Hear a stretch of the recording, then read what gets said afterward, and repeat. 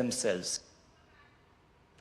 तो जाना आपने किस तरीके से लगातार जो देश है वो नए आर्थिक मुकाम की तरफ आगे बढ़ रहा है और इसमें अलग अलग कारक हैं जो कि फिलहाल नजर आते हैं। इस पर चर्चा के लिए हमारे साथ बेहद ही खास मेहमान जुड़े हैं प्रख्यात अर्थशास्त्री प्रोफेसर सचिन चतुर्वेदी जी, जो कि महानिदेशक हैं RIS फॉर डेवलपिंग कंट्रीज। बहुत बहुत स्वागत आपका सचिन जी।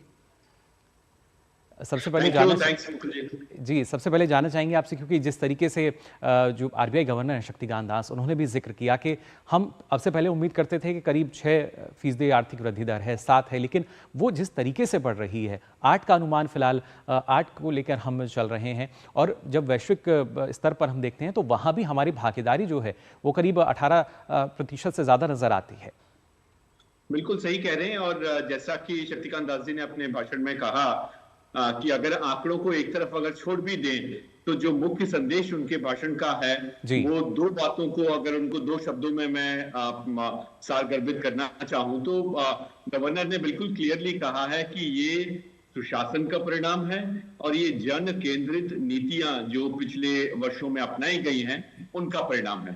तो सुशासन और जन केंद्रित नीतियों के आधार पर यदि हम आर्थिक व्यवस्था और उसके विकास की बात करें तो गवर्नर ने 3 बातें कही हैं। सबसे पहली बात कि हम एक स्ट्रक्चरल ट्रांसफॉर्मेशन में जा रहे हैं। वो स्ट्रक्चरल ट्रांसफॉर्मेशन क्या होता है, कैसा होता है स्ट्रक्चरल ट्रांसफॉर्मेशन? तो कई लोगों का जो सुझाव पीछे रहा है कि भारत सर्विसेज सेक्टर में आगे बढ़े, सर्विसेज पे फोकस करे और उसी में स्पेशलाइज करे। गवर्नर ने कल उसको सिरे से खारिज किया है। उन्होंने कहा है कि भारत एक ऐसा प्लुरैलिटी वाला देश है जहां सबका स्पेशलाइजेशन अलग है। उन्होंने कृषि के क्षेत्र में विकास की अनंत संभावनाएं जो वैल्यू चेन के माध्यम से हैं उसकी चर्चा करी है। साथ ही उन्होंने ये भी कहा है कि हमें मैन्युफैक्चरिंग में आगे बढ़ना है। जहां क्रेडिट एक्सपेंशन स्मॉल और मीडियम एंटरप्राइजेस के लिए चाहिए, वहीं सर्विसेज सेक्टर के लिए भी चाहिए। जैसा आप जानते हैं उन्हीं के कुछ प्रीडेसेसर्स जो रिजर्व बैंक के गवर्नर रहे हैं पहले, वो लोग कई समय से इस बात की चर्चा करते रहे हैं कि भारत ने सर्विस सेक्टर पे करना चाहिए। तो पहला जो हमारी ग्रोथ का एक महत्वपूर्ण कंपोनेंट होना चाहिए, एक महत्वपूर्ण घटक होना चाहिए, उसकी बात कल गवर्नर ने कही है। उन्होंने कहा है कि मल्टी सेक्टरल ग्रोथ हमारा अंदाज होना चाहिए। जी, और कहीं ना कहीं एक बड़ा संदेश भी है सचिन जी, क्योंकि जैसा अभी आपने बताया कि अक्सर हम यही देखते थे कि सिर्फ एक क्षेत्र तक सीमित रह जाते थे कि कृषि क्षेत्र है तो यहाँ इसके जरिए ही विकास हो रहा है, लेकिन जो हमारे और भी दूसरे क्षेत्र हैं, मैन्युफैक्चरिंग की बात की जाए, कृषि की बात की जाए, या इसके साथ साथ जिस तरीके से उनमें जो प्रगति है वो होती नजर आ रही है, तो वही प्रगति है जो कि कहीं ना कहीं भारत की जो विकास की एक गाथा है उसमें मील का पत्थर साबित होगी। बिल्कुल सही कह रहे हैं मुकुल जी, क्योंकि अगर आप देखें पिछले 10 वर्षों में सरकार का लगातार प्रयास रहा है कि गवर्नमेंट एक्सपेंडिचर, सरकारी खर्चा जो है और वो भी जो कैपिटल सेक्टर में है उसको बढ़ाया जाए, राज्यों को भी प्रोत्साहित किया जाए कि वो कैपिटल एक्सपेंडिचर पे ध्यान दें। तो आपने देखा होगा जिन राज्यों ने केंद्र सरकार की इस बात के साथ हामी भर के कदम से कदम बढ़ाए हैं, वो चाहे उड़ीसा हो, चाहे मध्य प्रदेश हो, तेलंगाना हो, आप देखते हैं कि कैपिटल एक्सपेंडिचर जहां जहां बढ़ा है वहां विकास के स्पिलओवर इफेक्ट्स तेजी से निकल करके आए हैं।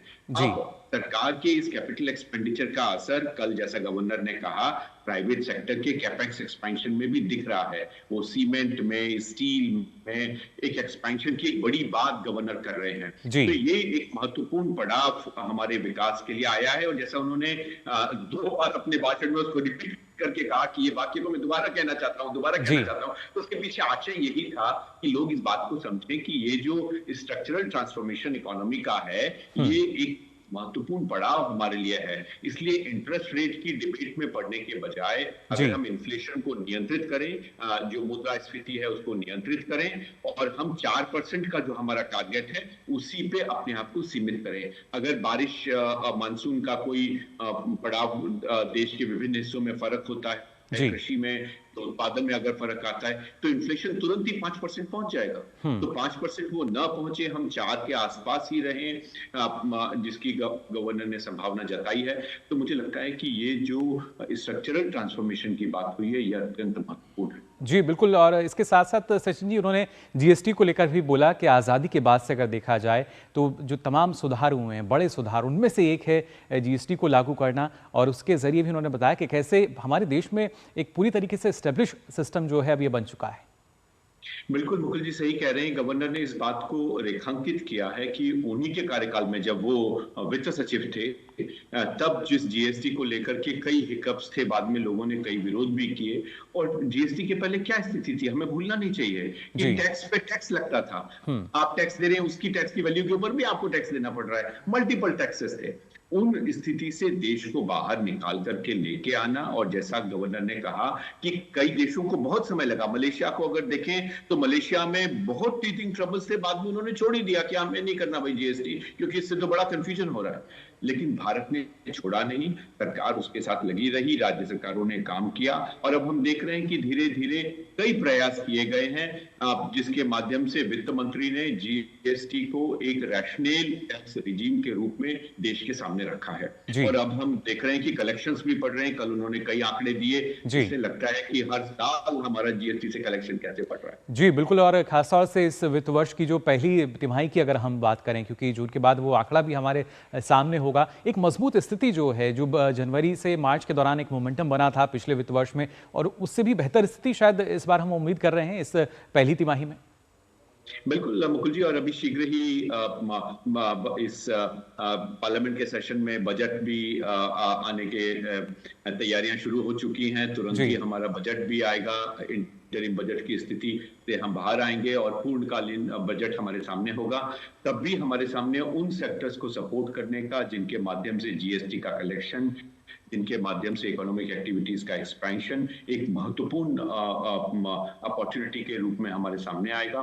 जी। ये जीएसटी का कलेक्शन का एक्सपेंशन सिर्फ टैक्स का कंसोलिडेशन नहीं है, ये हुँ। हमारी आर्थिक प्रगति का भी परिचायक है। ये इस बात का भी परिचायक है कि आर्थिक गति को जिस प्रयासों के माध्यम से टैक्स के बर्डन को कम करके अगर आप देखें कॉर्पोरेट टैक्स को, जो हमारे मल्टीपल स्मॉल और मीडियम इंटरप्राइजेज हैं, माइक्रो इंटरप्राइजेज हैं, जी। उनके सपोर्ट को आगे बढ़ाने का काम जो सरकार ने किया है, उसके माध्यम से ये जीएसटी का कलेक्शन आगे बढ़ा है।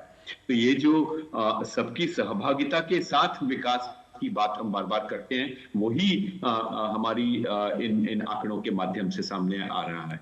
जी, बिल्कुल, जो तमाम आंकड़े हैं वो उस बात की ओर इशारा ही कर रहे हैं कि जो आर्थिक वृद्धि दर की बात की जाए, जो अलग-अलग कारक हैं, जीएसटी की बात करें, महंगाई को नियंत्रित किया जाए, ये तमाम कारक हैं जो कहीं न कहीं देश को विकसित भारत की तरफ और आगे बढ़ा रहे हैं और हमारे देश को विश्व की तीसरी सबसे बड़ी आर्थिक शक्ति के तौर पर अग्रसर करने की भी पूरे जो प्रयास हैं वो नज़र आते हैं। फिलहाल बहुत-बहुत शुक्रिया सचिन जी आपका हमारे साथ जुड़ने के लिए। तो यहाँ आपने देखा किस तरीके से अलग-अलग जो प्रयास हैं वो किए जा रहे हैं और उसी के परिणाम अब लगातार सामने भी आ रहे हैं। फिलहाल हम यहाँ रुकने एक छोटे से ब्रेक के लिए